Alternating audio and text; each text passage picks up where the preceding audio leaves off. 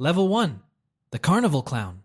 The most dangerous right hand in professional boxing belongs to a guy who got knocked out by a carnival mascot before he ever set foot in a gym. That's you, not in some amateur tournament, at a county fair on your anniversary on a Saturday.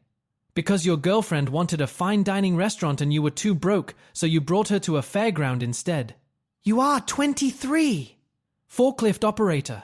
You see the boxing booth last 60 seconds with the bear and win $100.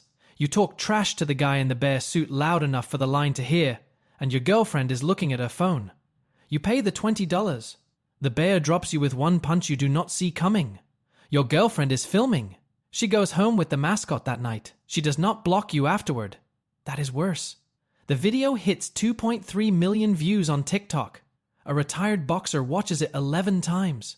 Not the punch the 3 seconds after when you got up and walked toward the bear instead of toward the exit. He sends a DM. Tuesday, 6 a.m.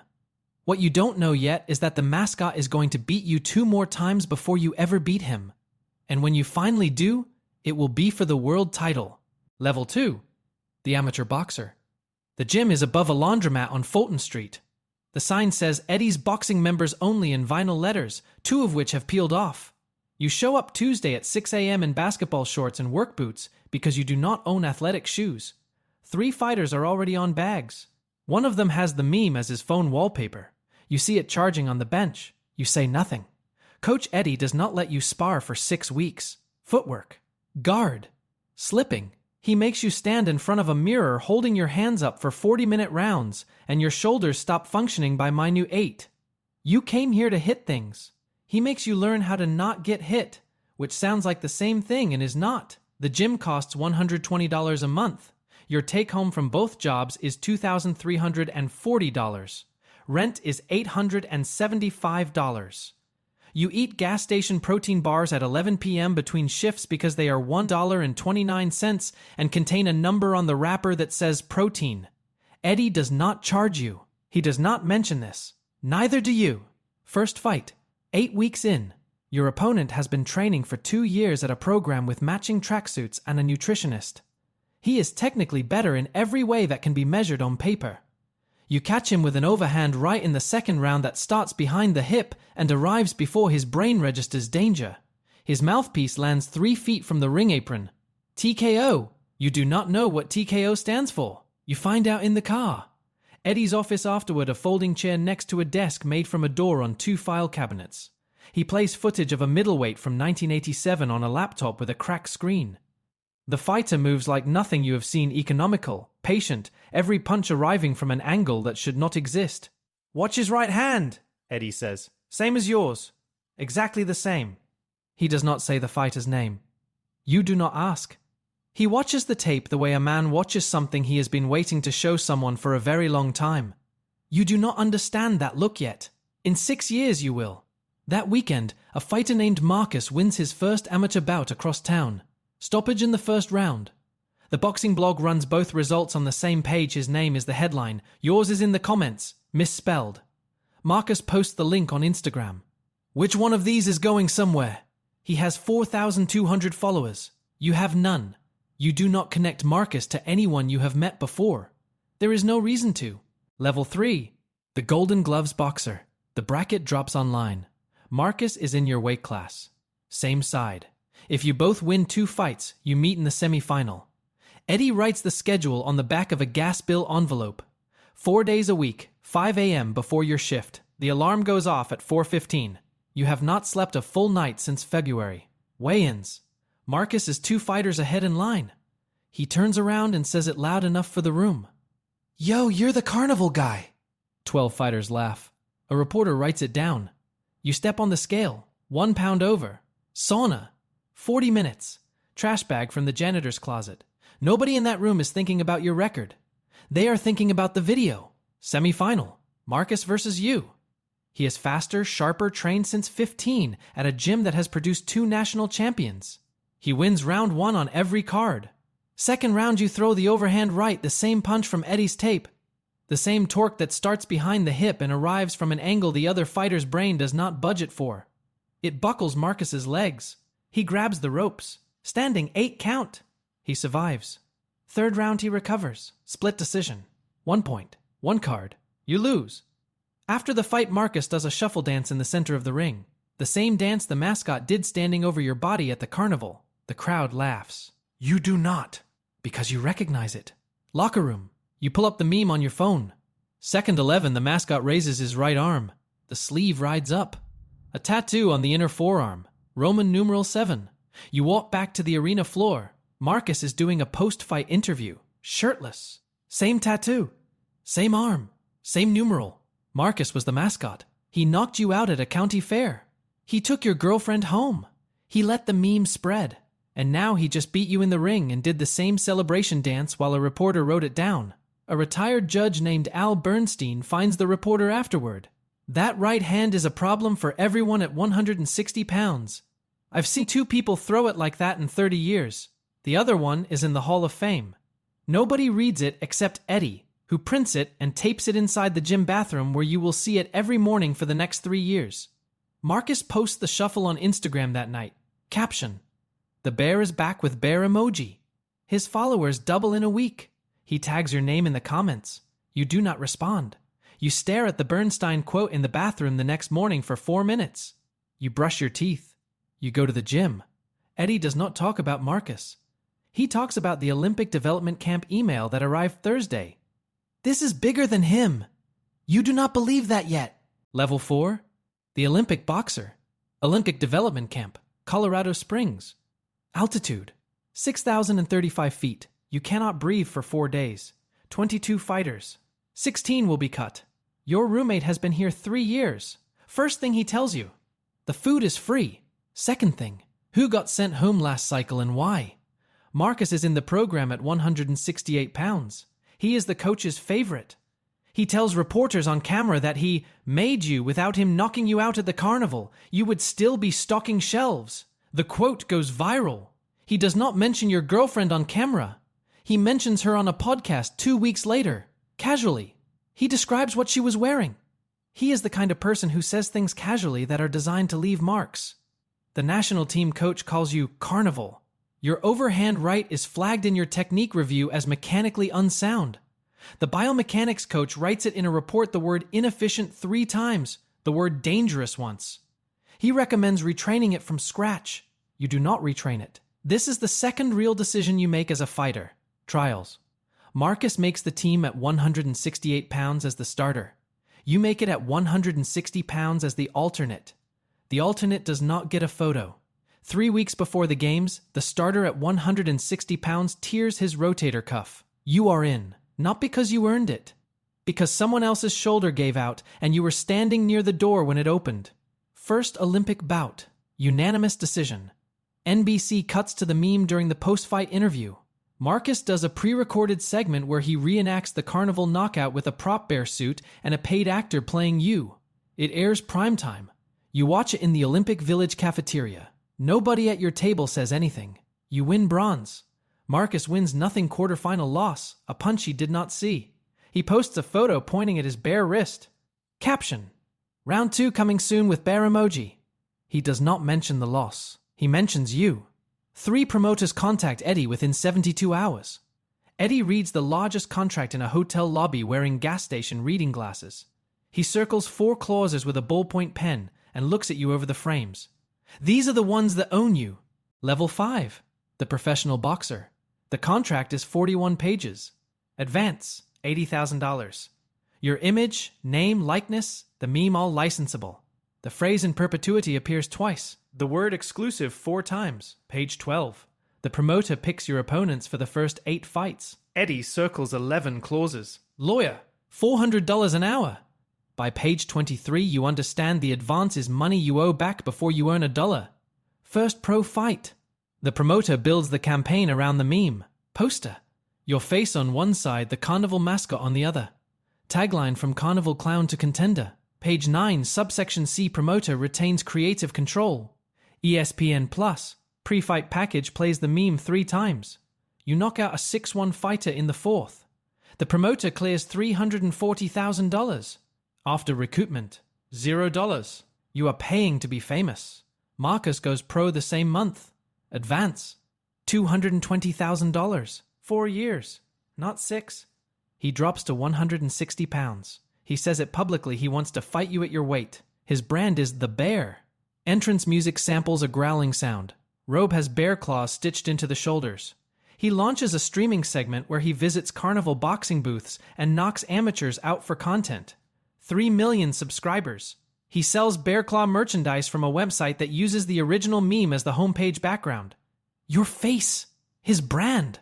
Your worst moment. His revenue. Eddie cannot corner you at the next fight. State Athletic Commission requires a licensed cornerman with certifications Eddie never obtained because he ran a gym above a laundromat for 27 years. Not a sanctioned program. Eddie watches from the nosebleeds on a ticket he paid $35 for. You win by decision.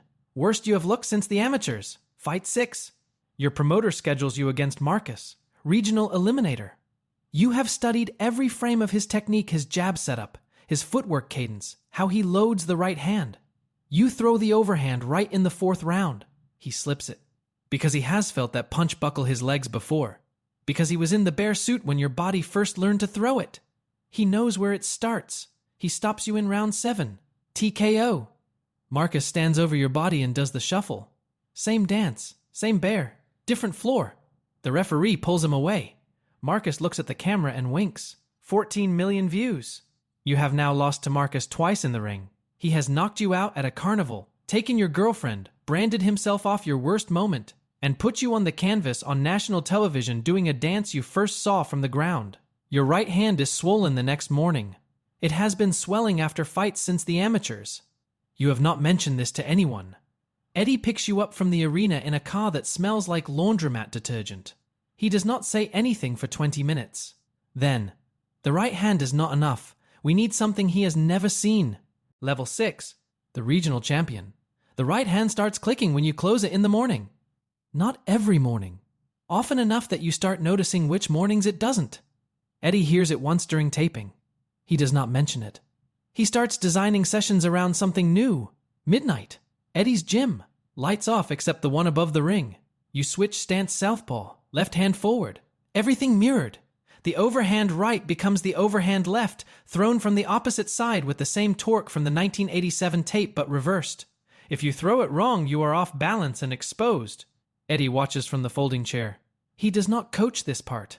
He watches the way he watched the tape patient, careful, waiting for the thing he saw in the video to appear from the other side. 6 weeks of midnight sessions. Nobody knows. No film exists. This is the weapon Marcus has never seen because it did not exist until he made it necessary. Eddie gets his cornerman certification that spring. He does not talk about the test. He talks about your footwork. Your promoter schedules you around Marcus 4 fights against opponents ranked just below him. You win all 4. Regional title fight at the MGM Grand. 11,400 seats. Not Marcus, a tall counterpuncher from Detroit who has not lost in 14 fights. Your name on the card in a font slightly larger than the venue's WASI password. The meme plays on the Jumbotron during your entrance. Page 9, subsection C, round 8. The hand clicks and then screams. You wrap it between rounds. Eddie tapes it tighter than it needs to be. You both know why? Neither of you says it.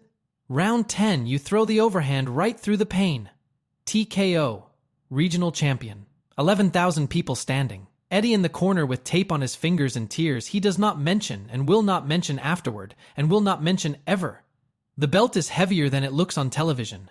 This gets its full moment because everything that follows requires that what happened in round 10 was the actual thing. Post-fight X-ray. Hairline fracture, 4th metacarpal. The fracture has widened from damage that was already there. The doctor uses the phrase surgical intervention and keeps talking and you stop processing because those 2 words are doing enough work on their own. Your promoter emails at 11:47 p.m., 14 minutes after the fight. Subject line. Next steps.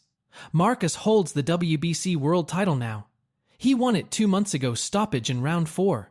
He did the shuffle over the body of the former world champion on pay-per-view.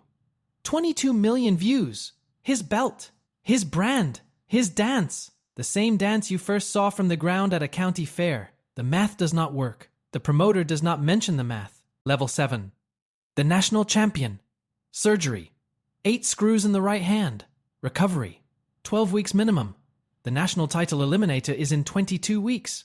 Your promoter moves it up 3 weeks without telling you. You find out from a push notification. Eddie calls the promoter. 4-minute conversation. He does not tell you what was said. He starts building a training plan that relies on the left hand for 8 of 12 rounds. Eliminate a fight. Not Marcus, a southpaw from Philadelphia with fast hands and a style built for television. You win by decision using a version of yourself that does not exist naturally. Left jab, movement, survival boxing. Commentators call it mature. Eddie calls it temporary.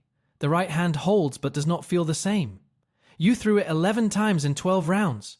Before surgery, you threw it 40 per fight. Nobody says this number out loud. National title fight the following month. Second-ranked contender. 12 rounds. You win by unanimous decision grit, the left jab, and 3 right hands thrown at moments so precise they look planned. They are not planned. They are the only 3 moments in 12 rounds where the pain allows it. National champion. The HBO analyst says it on air. I have covered boxing for 26 years. 3 right hands in 12 rounds and each one changed the fight. That kind of timing does not come from training. It comes from desperation that learned how to think. You are now the WBC mandatory challenger. The world champion is Marcus. Marcus posts a video from his gym. He is shadowboxing in the bear costume. Caption: The carnival clown wants the belt with bear emoji. 6 million views. He does an interview where he says he will retire you the way he started you, one punch, flat on your back, the crowd filming vertically. He says it smiling. He always says it smiling.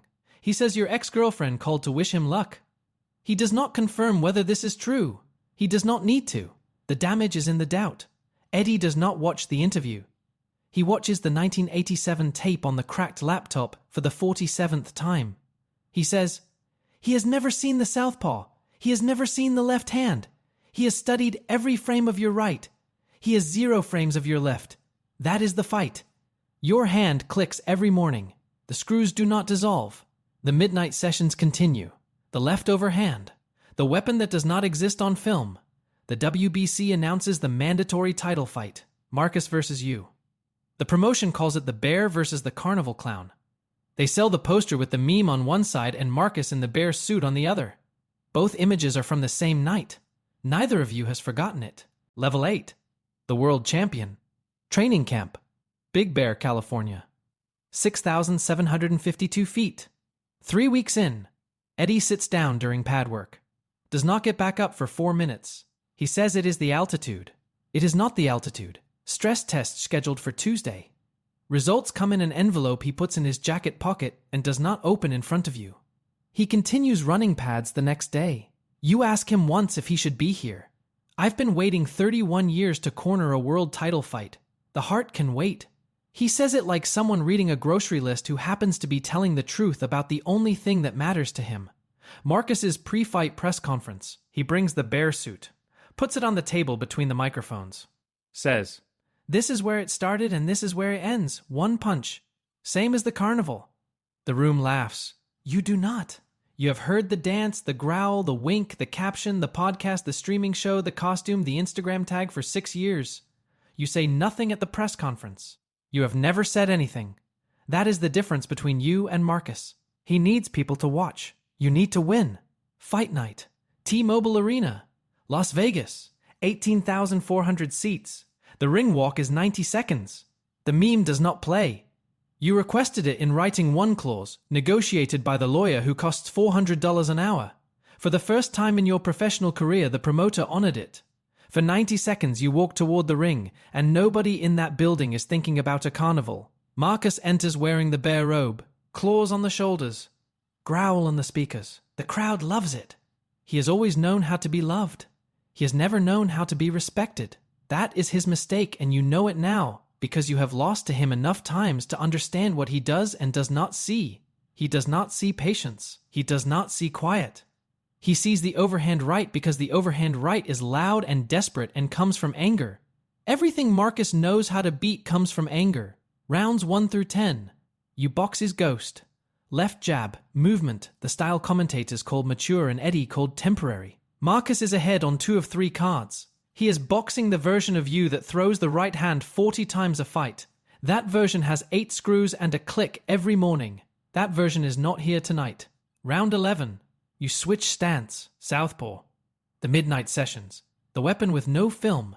You throw the overhand from the other side left hand, mirrored mechanics, the 1987 tape reversed. Marcus has never seen this. Not on film. Not in the ring. Not in the bear suit. His brain does not send the signal in time. He drops. Gets up at 8. You throw it again. He does not get up. Knockout. Round 11. World champion. Eddie is in the corner, crying in a way that uses no sound. His hand is on the rope.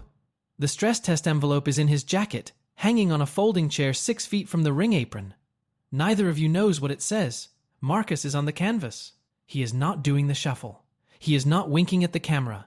He is staring at the ceiling the same way you stared at the carnival tent 6 years ago. You do not stand over him. You do not dance. That is the difference, and it always was. Marcus sends a text that night. 2 words. Deserved it. You read it once. You do not reply. You sit in the locker room for 40 minutes after everyone leaves. The belt is on the bench. It is heavier than it looks on television. You do not know what your fighting style is anymore without someone you are trying to beat. Level 9. The retired boxing legend. 18 months later. 3 defenses. 2 hand surgeries. You wake up on a Wednesday and your right hand is numb from the elbow down. 11 minutes to come back. You time it because you have started timing it. The neurologist uses the word cumulative in a sentence you stop processing after the first word. Retirement press conference in the gym above the laundromat on Fulton Street. Vinyl letters replaced. Eddie's world champion trained here. Eddie is in the folding chair. The stress test results 18 months old are taped to the wall next to the Bernstein quote from Golden Gloves. A nurse opened the envelope at a routine checkup 3 months after the fight. Eddie's heart was fine. The heart was always fine. Everything else was the problem. You open your own gym. 12 blocks from Eddie's, in a space that used to be a check-cashing store. 6 fighters. All amateurs. None of them has been on television. You teach them the overhand, right, the real one, from the 1987 tape. The punch the Olympic biomechanics coach called mechanically unsound, and a retired judge compared to a Hall of Famers. You teach it the way Eddie taught you. Mirror first. 40-minute rounds. Shoulders burning by minute 8. The tape still plays on the cracked laptop. Eddie comes by on Tuesdays. He does not train anyone. He sits in a chair near the heavy bag and watches. You ask him once what he sees. Same thing I saw in the video. You still walk toward it.